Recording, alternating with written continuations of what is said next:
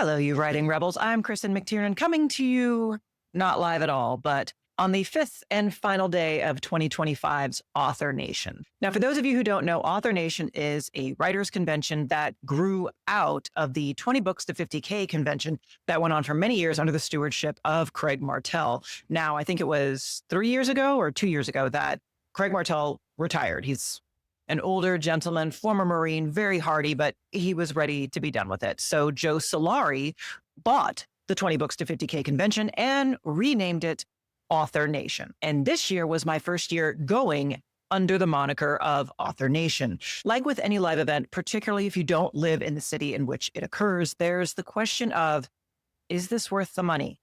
Should I go? Especially for new authors or those who have one or two books out there, but you're still working a day job, which may or may not pay what you want it to pay. It adds up. So I wanted to give you my impression of what it was like to come here, if I thought it was worth it and for who, and what my overall opinion was of this particular year's speakers, sessions, and vendors. It's not all positive, so don't be fooled by the smile. I was actually going to film this video from the cuck chair over there in the corner, but then I found out that the light didn't work for me. For some reason, all of those chairs are always in the darkest corner of the room. Interesting.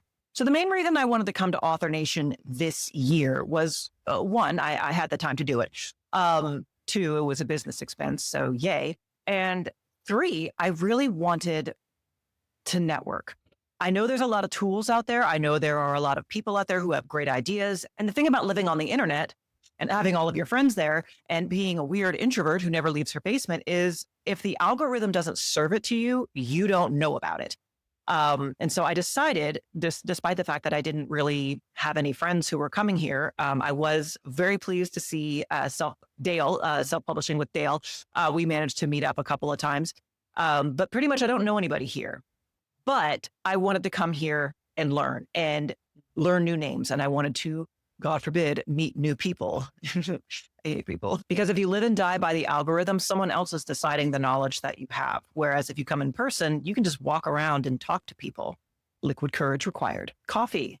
What were you thinking of, you degenerate? Like any brand, Author Nation does have a reputation. Part of that reputation is, at least in my circle, there are some people who are like, oh, I will never go to Author Nation because it's run by wokies. And the reason that this reputation exists is because I guess if you are a speaker or a presenter at Author Nation, you are asked to fill out a form, what speech are you giving, what your name is, and they ask for pronouns. And one speaker, I think it was from last year or the year before, instead of saying he, him, said, fuck off, which a little aggro. Okay, I get it. I get why that was not well received instead of just leaving it blank, which would have been my choice. But he was just, they yanked his invitation. And so there was some uproar about that. Oh, you're woke, blah, blah, blah. And to be clear, there are some sessions where if you looked at it, you'd be like, okay, I don't want to go to that session because that sounds like woke nonsense. For some instances, I don't know if you would call this woke, but it's like visibility for disabled characters. I wouldn't put it necessarily in the woke category because, if you're writing about a population that you don't belong into, research is vital. There were a couple others that were really very interest group oriented. And then there was one, I don't want to say I'm offended that it was included. It was basically using tarot cards in your writing process to make decisions or something, which for me, I'm so sorry. That's religion. I don't think that particular talk belonged at this convention at all. The rest, it belonged here. It wasn't for me. I didn't go to those sessions, but they belonged at the conference. The tarot shit, I'm so sorry. That's religious, okay? Witchcraft is a religion. What are you doing, Joe? Would it be acceptable if an Italian Catholic said, okay, well, here's how I incorporate the rosary into my writing? I think not. Witchcraft is not a hobby. It is a religion. For fuck's sake. With those caveats out of the way, my general impression, I really enjoyed myself, and I am glad that I came. Giggity. So what does the conference look like? Now, I'm going to show you some B-roll and I'm going to apologize right off the bat because I'm not an IRL streamer. I don't have all of the, I guess it's called a gimbal. There's tools and there's techniques you can have so where your camera is really smooth even as you walk around in heels, okay? So this is a little shaky cam. I am so sorry. It was not my intention. This is a lack of skill on my part. I'm going to get better. But the first day of the convention is on Monday. That is where you go and you get your registration, you get your notebook, and then you walk around the vendor fair. And I think the way it works with vendors is they have the options. They can either be present in the lobby for the entire conference, and those are like usually the big ones because it's very expensive. So like ACX was there through the whole thing. Pseudorite was there for the whole thing, but some of the smaller companies were only there during this vendor expo. So you walk around, and these are people, they're AI services, they're publishing services, they're editors. So if you offer any kind of a service or a software program that would be helpful to authors, independent authors particularly, this is a good place for you to get a booth. And so I walked around. And I was approached by a very nice author. He came up to me, he recognized me from the channel, said hello, gave me a book and autographed it, very kind. But I kind of did just a quick walkthrough. I didn't approach anybody. Somebody at the Amazon table did come out to say hello to me. But he was the Kindle side of the house. And really, if I was going to talk to anybody, it was going to be the ACX. But, I can understand why they wouldn't want to start a conversation with someone with a microphone, given their treatment on YouTube lately. Yeah. There were also a lot of networking events that I didn't go to. You will not be shocked. There was a mixer on that Monday night. I was going to go, but I had been up since 2:30 in the morning. So I fell asleep. But from what Dale said, apparently it was assholes to elbows, just very sweaty and unpleasant. It was crowded. Pretty much everybody but me was there. So that would have driven me into a psychotic episode. So I'm glad I didn't go because tight spaces, crowded. No, thank you. No, thank you. But apparently a good time was had by all. It was just a little overly crowded and it should have been in a bigger space. There were also several meetups. So there was a romance writer meetup. There was a mystery writer meetup. And these were, either before or after. I think there was a Tai Chi for authors before the session started on one of the days. Joanna Penn had a meeting for her Patreon subscribers. That was before the conference thing. She was one of the speakers here. I didn't go to any of her sessions, but I love Joanna Penn. We love the creative pen. And the convention center itself is actually really nice. The Horseshoe, which used to be Bally's. So if you hadn't been to Vegas in a while, that's what the Horseshoe is. It used to be Bally's. This is my room. This is a regular resort room. The hubs did not come with me this year. And you do have the option, if you want to pay more, you can stay in one of the really nice rooms, which is what we did 3 years ago when we came, as a couple. We got one of the really nice rooms in the Jubilee Tower with the huge hot tub in the middle of the room. So it costs more, but like if you want to turn it into a vacation, you can do that. It's just a longer walk to the convention center. So I recommend doing that if you want to do like a 2-for-1. Tuesday was the proper start of the convention. And I'm going to tell you right now, the first 2 sessions that I went to on Tuesday were worth the price of admission, bar none. First was the keynote speaker, Drew Davis. And I had never heard of him before, but he was a wonderful speaker. And the presentation was called The Cube of Creativity. And it was basically about you need 4 specific limitations on yourself to really maximize your creative growth, to come up with ideas that are going to make you money. You have to have 4 specific limitations. If you just have 1 or 2, you're just going to be stressed out and you're going to produce subpar, but you have to have all 4. And he used a lot of different examples from during the pandemic to illustrate what he meant. And this guy, I guess he used to, I don't know if he used to write for the Muppets, but he did something. He's very funny, an excellent speaker. I had doubts when he first came on the stage because he came on with the backdrop of they were playing Intergalactic Planetary by the Beastie Boys. And he was doing a weird dance that was very reminiscent of that cringe Microsoft shareholders meeting. I don't know if you've seen the footage. I'll see if I can put it on, but we all make fun of that shit. So I was like, oh my God. Okay. So we've got a Gen Xer who's like embracing his roots. I respect it. But that was the low point. Nothing cringe from there on. It was glorious. I probably would have been more amused if it wasn't first thing in the morning, but whatever. It was a fantastic keynote. He was engaging. He was funny. And it really brought to light that, okay, you are going to reduce possibilities so we don't get decision-making overload. And that will help reveal solutions. So full marks on that keynote. Very, very happy. Wonderful way to start off the conference. The next one that I went to was How to Sell an Experience by David Veer Goods. Very German name. I'm sorry if I'm mispronouncing that.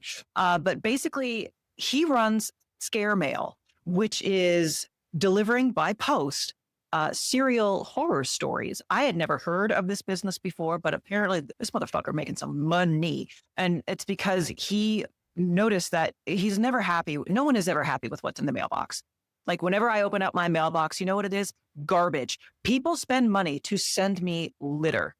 And then I am tasked with going through that fucking litter and throwing it in the garbage. They send me garbage and they're giving me a job. The only thing I get in the actual mail is the IRS, which is important to be fair, but I'm not happy to see that shit. So David had the idea of, okay, well, what if you could receive something beautiful in the mail that you're happy to see and happy to spend money for? So he's a writer, and he was talking about the importance of storytelling and not worrying so much about the format, because he was a novelist, he was a police officer, and that's a hard job. No matter what kind of police officer you are, that's a hard job. So I get it. I get why he wanted to, move into something a little different. I guess he was originally a fitness creator, which explains why he was one of the least dysgenic looking people at the conference. Hey. And speaking of dysgenics, I put a post on Twitter encouraging authors to dress appropriately when they appear in public. I'm happy to say about 60% of the conference attendees took that to heart. We're going to pretend that they saw my post and made decisions accordingly. But about 40% did not. Stop appearing and you're making us look bad. Please put on clothes, like real clothes. Thank you. And the thing that I love most about David's presentation and also the keynote speaker is that they acknowledged that it's harder out there. One of the things that I didn't like about my experience at the 20 Books to 50K conference when it was still under the old leadership was it was a little, I don't want to say woo, but it was like, oh, if you just believe in yourself and focus on your craft, then success will come to you. And it's some, woman who writes cowboy romance who struck it big during the Kindle gold rush and now just sells off of her email list saying this shit to people who have no platform. Who have no knowledge of how to drive traffic to their books, whether they're selling direct or whatever. And it was just a lot of hopeful, if you believe it'll happen. They did not do that this year. They were like, look, we've got AI, which changes the landscape. It doesn't destroy it, but it changes it significantly. We have a flood of content. So, okay, here's the landscape as it exists.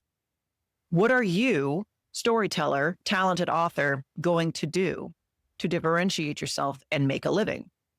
I respect the hell out of that. And I was very happy to hear that from the biggest voices out there. Obviously, they had some like mindset and, more wooish and self-confidence kind of sessions. Obviously, I didn't go to any of those, but for those who need it, I'm glad they exist. But people invest in something like Author Nation because they want to make money from their writing. So I was very pleased with that. I had intended after the scare mail presentation, I had intended to go to a social media marketing session. However, I had to go and pick up my passport from the front desk. So I was a little late. They were already at capacity because it was a smaller room. So I missed that. And I'm disappointed that I did. I can't wait till the video comes out. I will watch that, on the back end. But instead, I went to another session. I'm not going to identify the author because I don't want to be a bitch. Okay. So it was given by a female author, and the talk ostensibly was about how to write a book a month and be a year out with your product line. Okay, look, this woman makes bank. She makes bank. She is a talented author. She has a huge fan base. I don't want to shit on her and her talent, but not all talents are the same. So just because you're a good writer doesn't mean that you're a good public speaker. She was a horrible public speaker and did not deliver on the promise of the title of that presentation and did not deliver on what people came to hear about. So I live tweeted about it on Twitter. And I'm like, is this bitch really up here talking about spreadsheets? And she had the actual spreadsheet up on these huge screens in the event center. And she's in real time. Okay, now what you're going to do with this cell? Okay, I didn't do that thing this month. So, we can just delete that cell. And then she was talking about how she likes to use sticky notes. Yeah. And I put the sticky note on my physical calendar, just to remind me about birthdays. A book a month is never, I tried to do it famously in early 2024. Flamed out. It was horrible, terrible idea. I should never have attempted it.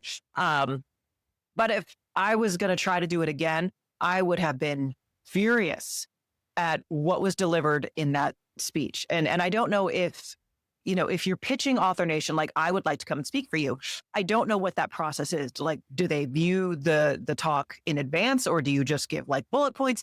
I don't know. I would hope that it was just on the strength of her platform that they accepted her, assuming that she would be well prepared. I hope no one viewed that talk and said, yes, this would be an outstanding event to put on the main stage. I hope that's not what happened. Anyway, it was terrible. It was disappointing. I never intended to go to that thing in the first place. So whatever, at least I had a very spacious, cool room to drink some coffee and send out some snarky tweets. The final session that I went to on Tuesday was Damon Courtney from BookFunnel. I am a client of BookFunnel. I love BookFunnel. I will give a little bit of criticism to Damon here. I would say the title of it was The Taylor Swift Formula, Building a Fandom in the Age of AI.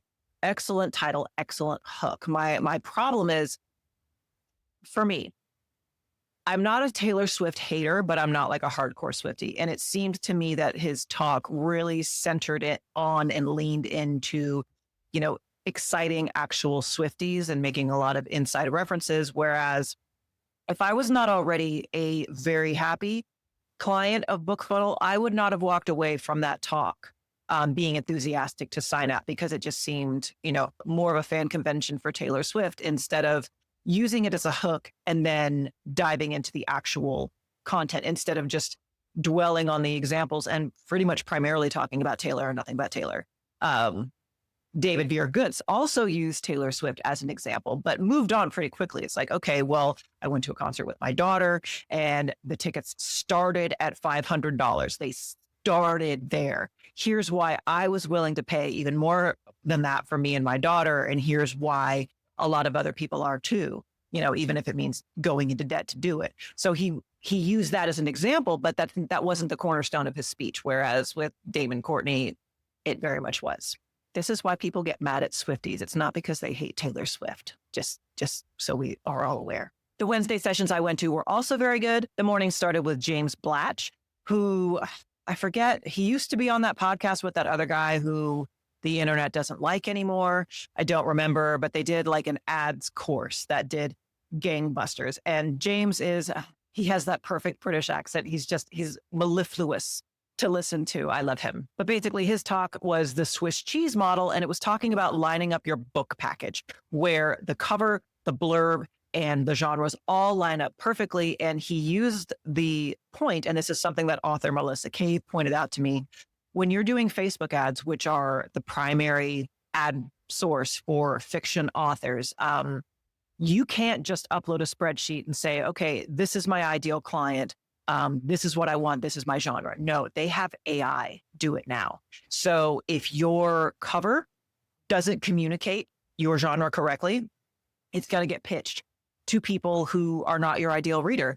If your blurb doesn't really connect with your cover, again, same problem. So the AI is making the decisions instead of you inputting things. So you need to make sure there's not that manual override that there used to be. Now you really need to make sure you have everything, lined up. And so that was the cornerstone of his talk. It wasn't anything I didn't know, but it was good to have it laid out like that in that model. It was a very good talk. The next one I went to was by Anders Larson from Spotify. And he was talking about how Spotify is kind of switching it up for authors. If you did not know, Spotify does sell audiobooks now.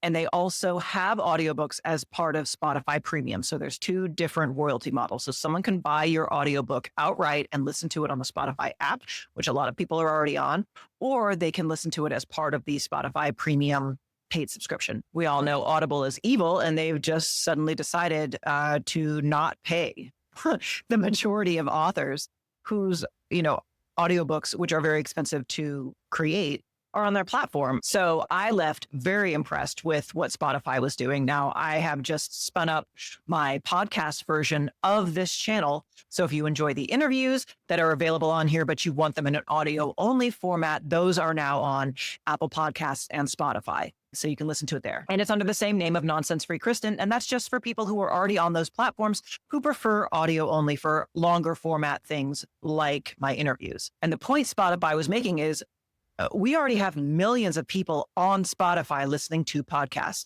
listening to music. What if audiobooks were part of Spotify Wrapped, which is what people share on social media? So I was very impressed with that and very glad to have heard that talk. And I think that as ACX or Audible gets more and more bold with just openly fucking smaller authors, I'm really glad that Spotify exists. And if you did not know, Spotify did buy Findaway Voices, which is now called In Audio.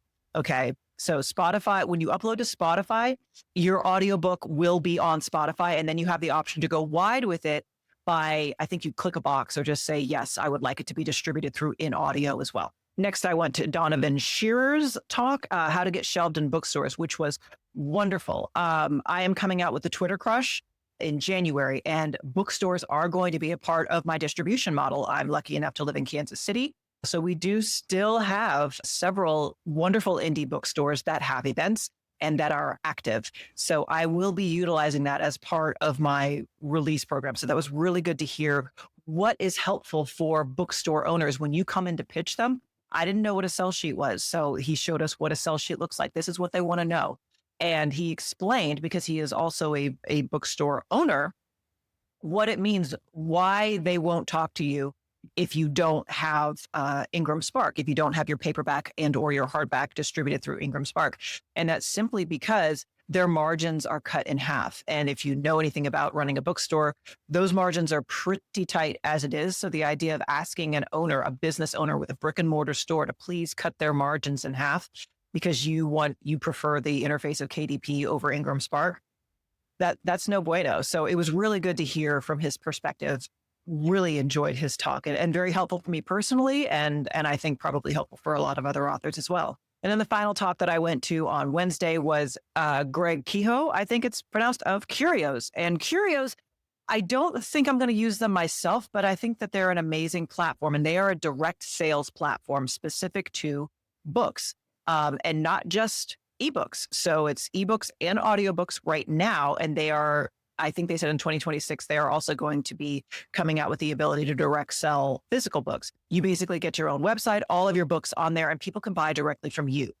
And you keep 100% of the profits. Of course, there is a subscription fee. That's how they make their money. But when you make a sale, 100% of that money is for you. And you also get the buyer information, which you don't get if you sell through any of the vendors, which is a problem because if you don't know who's buying from you, you can't make those decisions. So I was impressed as hell with Curios. So impressed that I was like, well, I mean, like I said, I use BookFunnel for the landing pages, and then my actual merchant of record is Gumroad. And that seems to be working. Most people who read my novels still prefer to buy from the vendors. And that was really my only downside with Curios. So when I make the landing pages on BookFunnel, it says here, buy from me, and you can buy the ebook from me. But it also says, okay, if you want, my ebook is also available from these vendors. It's usually Amazon, Kobo, Barnes and Noble. And then, okay, if you want to buy the paperback, here are the vendors that it's at. If you want to buy the audiobook, here's the vendors that it's at. So you can choose on my beautiful landing page from BookFunnel. All right, please, are you going to support me? Are you going to buy directly from me? Or are you going to go to the vendor that you most prefer? If you're in that ecosystem and you don't care to leave, I want to respect that choice. So that was really my only downside of Curios. I think their layout is superior to BookFunnel, definitely superior to Gumroad. I don't know if that's controversial. I hate the way Gumroad looks. I think it is the ugliest fucking website to ever exist. If I, as a consumer, go and I see this ugly fucking Gumroad page, I have to really want your stuff because I'm viscerally repulsed by the aesthetic of Gumroad. They're a great merchant, to be clear, but I hate the way it looks. So yeah, Curios might be on the list. It's not right now, but I might switch my direct sales. We'll see. Thursday was a short day for a very good reason. James Patterson, who was our big get, he was supposed to cap off Thursday evening. Unfortunately, this is not his fault. The poor man was hospitalized. And even with that, he still was going to Zoom in. He couldn't travel because he's in hospital. So not mad at James Patterson, but that was kind of a disappointment. So I didn't even go to the final keynote speech because, again, tired and peopling. So that was a little bit of a disappointment. However, The other two events that I went to, one was a presentation by Spoken, which is a digital narration audiobook company. And their presentation blew me away. Everything I thought I knew about what an AI narrated book sounded like and was like, this corrected all of it. So before all of you AI purists start flipping out on me, Spoken has the option for digitally created, non-human at all voices. They also have actual voices that are cloned from human creators. And those human creators are paid when their voices are used. Okay. So it's kind of like using a stock photograph from, we'll say Canva. Okay. So you're on Canva and you use a stock photograph. Okay. So there is a royalty program for the creators of those stock photos. If you didn't know that, this is similar to that. So real humans are involved in creating these voices. You also have the ability to clone your own voice, which is something I am extremely interested in, especially for my nonfiction. I was absolutely blown away by Spoken. I will be using them. To what extent, I don't know. I'm going to have to look at it. But yeah, outstanding presentation. And then also, I think it was their PR director. She just happened to be sitting by me in a different presentation. And she's one of those extroverts. The only way I make contact with people is when an extrovert adopts me. And that's exactly what happened. So we got to chatting. And that was why I went to the presentation in the first place, because I would not have if I didn't sit by her. I'm really glad I did. It was amazing. So yeah, stay tuned. I'll let you know when I dive in. And then the last talk I went to was the future of storytelling. And that was a panel, which again included David Biergutz, Willow Winters, who apparently is a huge author. I had never heard of her because I guess she does romance, which makes sense. And Joe Solari himself was on stage. And I think they had somebody from Pseudo right up there as well. And that was basically, there was nothing really earth shaking in that talk. There was one table of assholes in the back having an extremely loud and animated conversation. Listen, you little assholes. Okay, you're going to tell me that you didn't know that all of us were shooting looks? Okay, rude. You're all grown people. You should be ashamed of yourself. So that was my experience with Author Nation, which is, I'm sure you can tell, overall excellent. I'm very glad that I spent the money.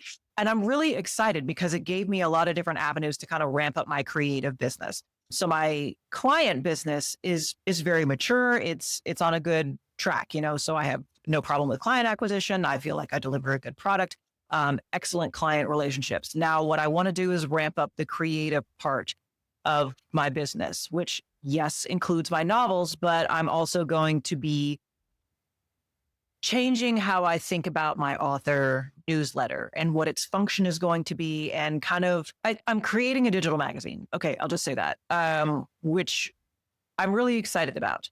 I'm so excited about it, but that does create a lot of work. And I was just on fire with ideas of what this publication is going to look like when I release it. I'm really excited. I already let my current subscribers over at Serial Journeys know, which is a terrible name. And yeah, so we're scrapping that and we're starting over from scratch. And I'm really excited. And it was because I came here that I had that thought in the first place. I would have never had it if I didn't come here. It also gave me the idea of different tools that I can use to streamline that and make it quicker and make it easier in some ways. And I feel like a lot of hope, like maybe I can build up this other element of my business next year. I've done really great with my client business. Now I want to do better with my creative business. I'm really excited. So that's all I have for you this week. I had a really good time. I am flying back today. I hope there are no FAA shenanigans with the shutdown. So until next week, take care and write well.